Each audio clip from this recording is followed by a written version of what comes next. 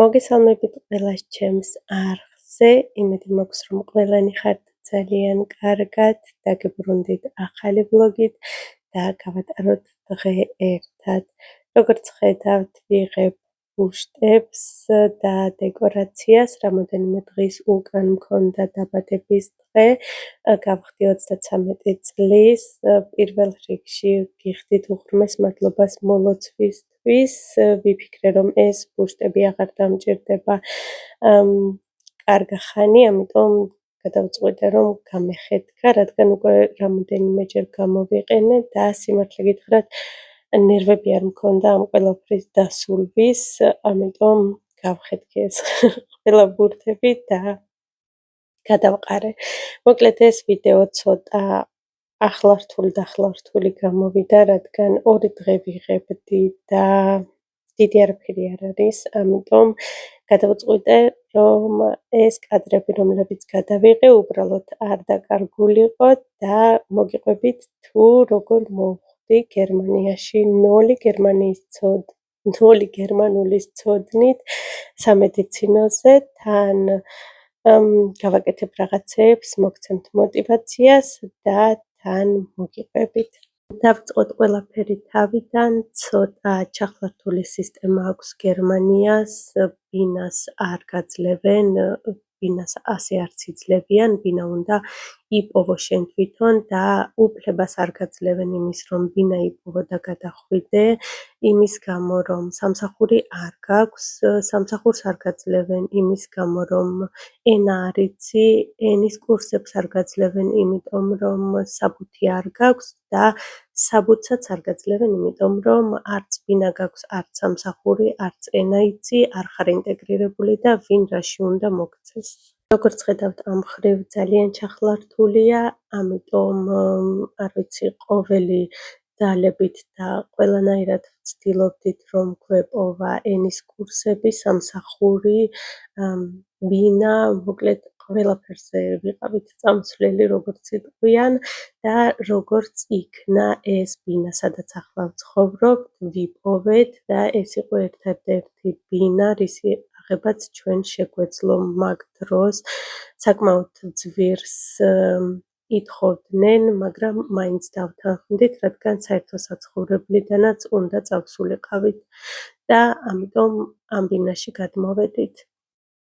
იყო 2019 წელი და იმის გამო, რომ ახალი გადმოსულები ვიყავით, საერთო საცხოვრებელში კიდევ უნდა გვევლო რამოდენიმე თვე და შეგვემოწმებინა ჩვენს სახელზე იყო თუ არა წერილი მოსული, რადგან ხშირად არ იციან, რომ გადახვედი, ყველგან არ ფიქსირდება შენი გადასვლა და ხშირ შემთხვევაში წერილები მოდიოდა თვითონ საერთო საცხოვრებელში. იქვე ჰქონდათ ბიურო, სადაც ისხდნენ სოციალებს ვეძახდით, მუშაკები, სოციალური მუშაკები, სხვადასხვა ენოვანები, რომლებიც ხშირ შემთხვევაში გიხსნიდნენ შენს წერილში რა ეწერა, თუ მაგალითად ვერ გაიგებდი, გეხმარებოდნენ ყველანაირად და ამის გამო ხშირად ვიყავით ხოლმე იქ იმ ბიუროში, მივდიოდით და ვეკითხებოდით წერილებზე.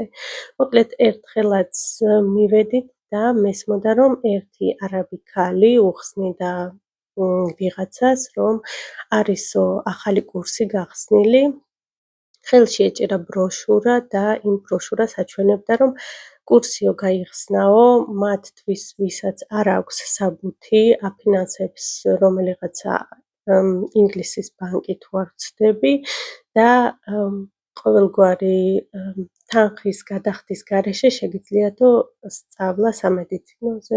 მოკლედ ეს რომ გავიგე, მივედი ამ ქალს ვეუბნები, რომ მეთქი მე მინდა და მე ჩამწერეთ.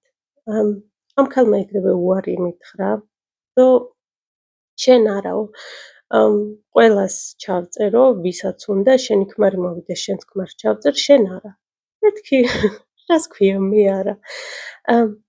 ახლა გეტყვით, ჩვენ რომ ჩამოვედით, ბავშვები მომაწერეს მე და ჩემს პირადობაში ეწერა, რომ მყავს 2 შვილი. სერგოსთან არ ეწერა. ამის გამო, სანამ საბუთი არ ავიღეთ, სერგოს არ ჰქონდა უფლება, რომ ბავშვები ან ქალაქიდან გაეყვანა, ან რაიმე გაეკეთებინა, რადგან ეს ბავშვები ითვლებოდა მხოლოდ ჩემ ბავშვებად. არ ვიცი რატომ გააკეთეს ასე, მაგრამ იურიდიულად ასე იყო. და მითხრა, რომ ბავშვებიანებს არ იღებენო, რადგან ბავშვებიანები ხშირად ცუდად ხდებიანო და ძალიან დიდ თანხას იხდის ეს ბანკი თითოეულ მოსწავლეზე და ამიტომ შენ ბოდიში და ვერ ჩაგწე. თან ხსნიდა როგორი პირობები იქნება სწავლის, სასწავლებელში რომ ეკნებოდათ სამედიცინო გაკვეთილი, ასევე გერმანულის გაკვეთილები და სოციალური გაკვეთილი, სულ იყო 3 საგანი, რაც შეისწავლებოდა და ყველას ეუბნებოდა, რომ ენას მაინც ისწავლით, რადგან გერმანულის ენაც შედისო თვითონ სასწავლებელში. სერგო ჩაეწერა გერმანულის ენის გამო, მე არ ვიცი როგორ გითხრათ, მთელი ჩემი ცხოვრება, ჩემი ოცნება იყო სამედიცინოზე რომ ჩამებარებინა და ვიფიქრე, რომ ეს იყო ჩემი შანსი, რომელიც არ უნდა გამეშვა ხელიდან და ეს ქალი არ მწერს. მოკლედ, ვეხვეწე, ვემუდარე, 1 დღე, 2 დღე, მესამე დღე, მეოთხე დღე, ყოველ დღე მივდივარ მარტო იმის ხვეწნით, რომ შენ ჩამწერე და ბავშვებს მე მოვაგვარებ და არანაირად არ მწერს. მერე ვიფიქრე, რომ მეთქი ეს არაბი ქალია და გერმანელთან მივალ. მივედი გერმანელთან, ვთხოვე მივუტანე ეს ბროშურა, რაც იყო გამოცემული და ვთხოვე, რომ მეთქი აქ მინდა რომ ჩამწერონ და თუ შეიძლება რომ ჩამწეროთ. ამ ქალმა სადღაც გადარეკა, სიმართლე გითხრათ, არ ვიცი რა ილაპარაკა, რადგან სწრაფად ლაპარაკობდა ტელეფონზე და რომ გათიშა მითხრა, რომ არაო, არ იღებენო ბავშვებიანებსო, რადგან უნდათო რომ რაც შეიძლება მეტი ადამიანი დაასაქმონ და არ არის გამორიცხული, რომ შენ ვერ მიიღებ ამ ყველაფრისგან ბოლოს სამსახურს, რადგან პატარა ბავშვები გყავს.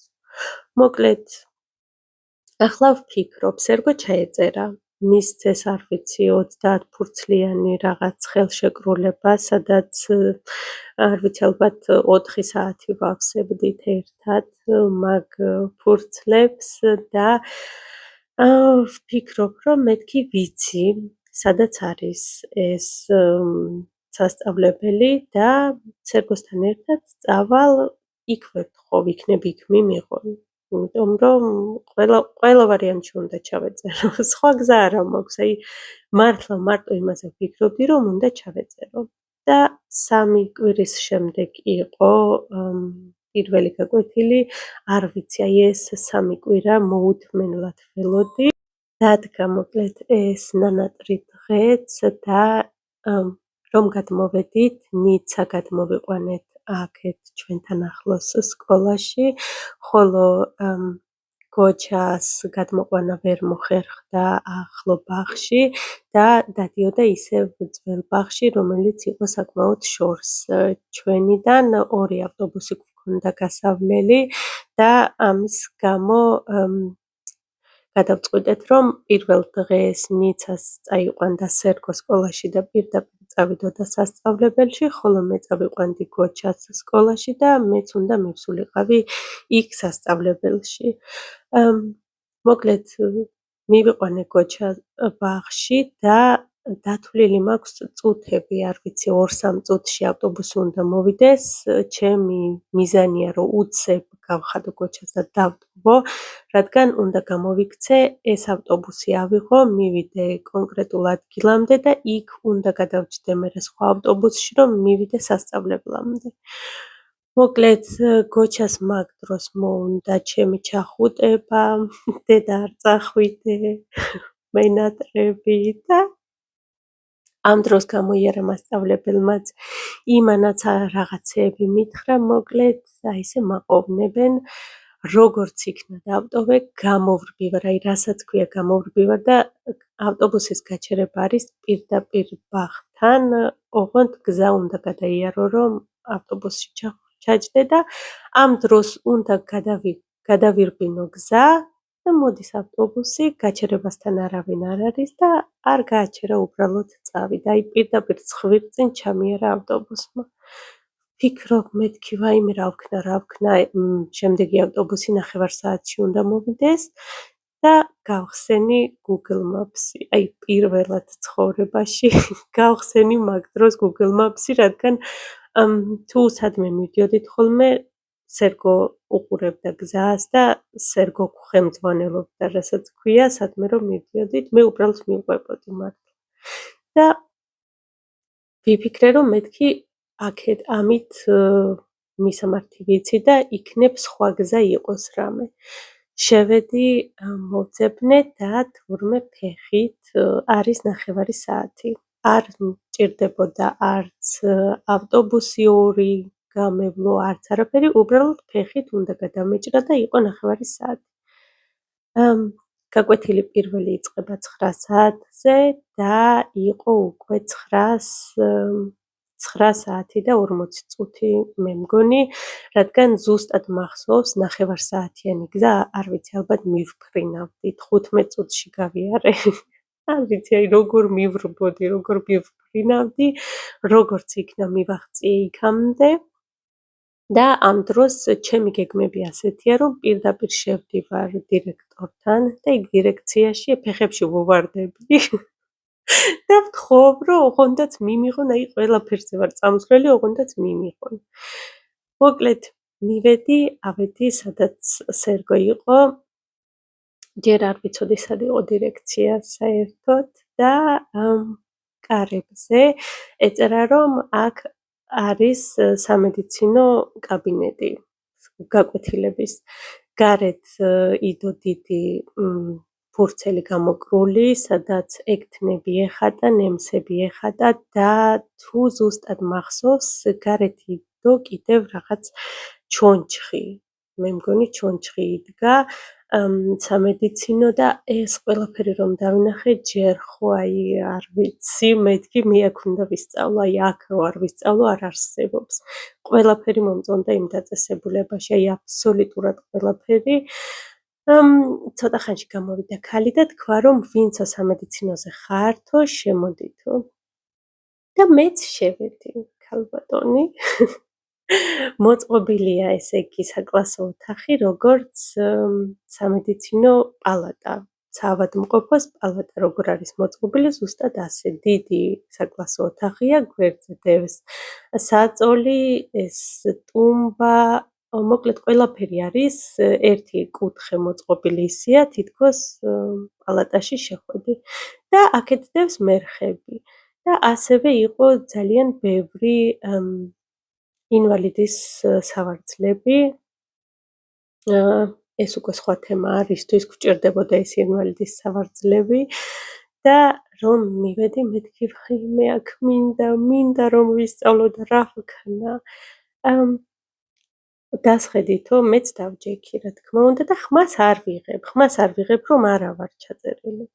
მოგცეს ფურცელი, ყველამ ჩავწერეთ ჩვენი სახელები და ხელი მოვაწერეთ, რომ ამ დღეს ვიყავით. მეც დავწერე და ხელი მოვაწერე. მეორე დღეს ისინი, ვინც ჩვენი ხელით დავწერეთ, ჩვენმა მასწავლებელმა მოაბეჭდა და მოიტანა, რომ მერე უკვე ესე ვაწერდით ხელს. და ჩემი სახელი და გვარი წერია, იმიტომ რომ მე წინა დღეს დავწერე. მოკლედ მეთქი всё მიმიღეს. ვზივარ ჩემთვის. რომ მეთქი თან ერთი პუტკუნა გერმანელი გოგო იჯდა მარტო, რომელიც თანაც არავინ არ იჯდა და იმას მივუჯექი გვერდზე, მეთქი ამას დავიმეგობრებ, ეს გერმანულს მასწავლის, ბოლოს მე ვასწავლიდი სწორ წერას და გრამატიკას. მოკლედ მეთქი მოვშინაურდი, თქვენიანი ვარ. 1 დღე, 2 დღე, 3 დღე, მეოთხე დღეს მათ კარგად ჩაიარა, მოკლედ ამას გივყვებით 2 შაბათიდან 5 შაბათამდე. ყველაფერი იდეალურად მიდის, უკვე მიღებული ვარ, ვზივარ, გაწევრიანებული ვარ და პარასკევ დღეს 10 საათი იყო მე მგონი, შესვენება გვქონდა, მოდის ერთი ქალი. შემოვიდა და იკითხა, რომ ვინ არისო მარიო. და მეთქი მე ვარ და ვიფიქრე, რომ რაღაცა უნდა მითხრას, ან არ ვიცი, აი უბრალოდ ესე მეთქი მე ვარ და მოვიდა ეს ქალი და ისეთი, აი არ ვიცი, როგორ გითხრათ, აი საზიზღრული სიცილით და ირონიული გამოხედვით, რომ მიყურებს და მეუბნება, რომ ქალბატონო, თქვენი საბუთები არ არის და არალეგალურად იმყოფებით ახლა კლასში და სასწრაფოდ დატოვეთ გაკვეთილი. არ ვიცი რა დამემართა, აი მართლა სიტყვებით ვერ ავღწევ იმ ემოციას, რა დამემართა მაგ დროს. დუღარე გადამესხა თითქოს, ვდგავარ და არ ვიცი რა ვთქვა, არ ვიცი რა ვქნა და არ ვიცი, აი მართლა არ ვიცი, საიდან მოვიკრიბე ძალა, საიდან ამომივიდა ამდენი გერმანული სიტყვა პირიდან და არ ვიცი, აი თითქოს რაღაცა აი სასწაული მოხდა მართლა მაგ დროს, რომ გავაღე პირი და ვუყურებ ამ ქალს და ვეუბნები, მეთქი რას ქვია ჩემი საბუთი არ გაქვთ, დაკარგეთ? აი ამ ყველაფერს ვამბობ გერმანულად, მაშინ როცა გერმანულის აი არ ვიცი ნული მაქვს გერმანულის და ამ ქალს ესე ირონიული სახე და ირონიული გამოხედვა უცებ წაეშალა, ეს ქალიც ესე გაშრა, მიყურებს და მეუბნება, რომ თქვენო გამოგზავნილი გქონდათო? და მეთქი არა უკაცრავად და მოსაწვევით რომ მოვედი, არა უშავს და მე ხო არ მქონდა მოსაწვევი. ის რომ სერგო ჩაეწერა და მოსაწვევი მოგვივიდა, ეგ ვიცოდი და მეთქი მოსაწვევი მეთქი რომ მომივიდა. აუ ქალმა მოკლედ 10 ჯერ მომიბოდიშა აქეთ. წამიყვანა, თვითონ შემივსო ის 30 ფურცლიანი საბუთი. მომიბოდიშა აი მთელი რა ეს რაც ვაკეთებდით ამ საბუთებს, სულ იმას ბურდღუნებდა, რომ ეს როგორ მოგვივიდა, ეს როგორ მოხდა, როგორ დავკარგეთ თქვენი საბუთი, ვაიმე ბოდიში. არა ბოლოს კი ვაღიარე შუა იმაში სასწავლო პროცესში ჩემს მასწავლებელს ვუთხარი რომ შემოპარული ვარ თქო იქ დირექციაში რამაც მევინებდა, მაგრამ ესე სიცილ კისკისით ჩაიარა წესით ის რაც გავაკეთე მართლა არ შეიძლება და შეიძლებოდა რომ ძალიან დიდი შტრაფით და გადასახადით დამთავრებულიყო, მოკლედ არ ვიცი როგორ გავისკე.